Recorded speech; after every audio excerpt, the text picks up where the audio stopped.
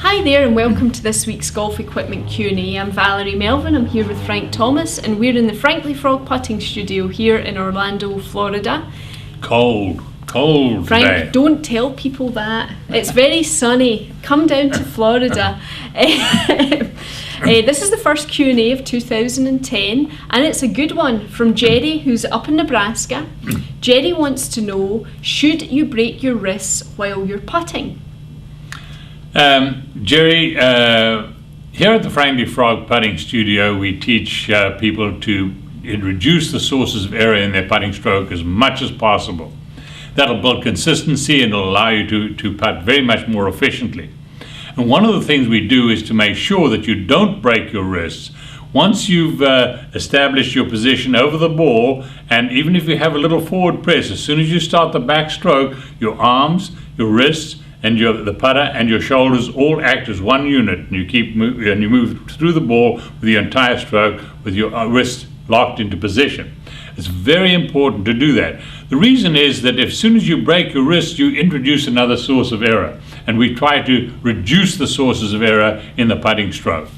Frank, can you make some comment, because I know in the Q&A on the website franklygolf.com you make reference to players, of a previous generation who, were very much wristy putters. I mean, you can see it in the old videos of, right. Gary Player and Jack Nicklaus and, just to name a few.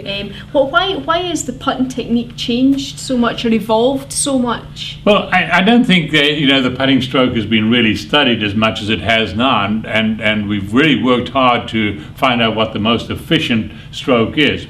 And if you break your wrist, as Jack Nicklaus did and Bobby Lark, some of the great putters, although Jack wasn't as good a putter as Bobby Lark was, but at least when you see these putting strokes, you have to practice. You have to work day and night to be able to get that right. Mm-hmm. Every putt is a slightly different break, and that's what creates the problem. So what we try and do is get rid of that source of error and let the body do exactly what it wants to do. It's going to have a natural arc. It's going to be a natural rotation, and as long as you maintain the rhythm and don't break your wrist, you're going to putt very much better.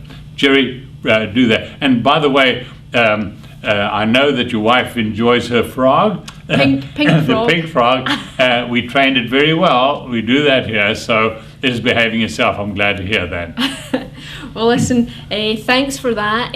Look out on the website next week because we're going to be starting a series of putting tips on franklygolf.com, so you can check that out. Every Monday we're going to have a different putting tip for you because we know that probably over the weekend maybe your putting wasn't quite what you hoped it'd be, so check in on Monday for our tips, and we look forward to bringing your video again next week. New and exciting stuff.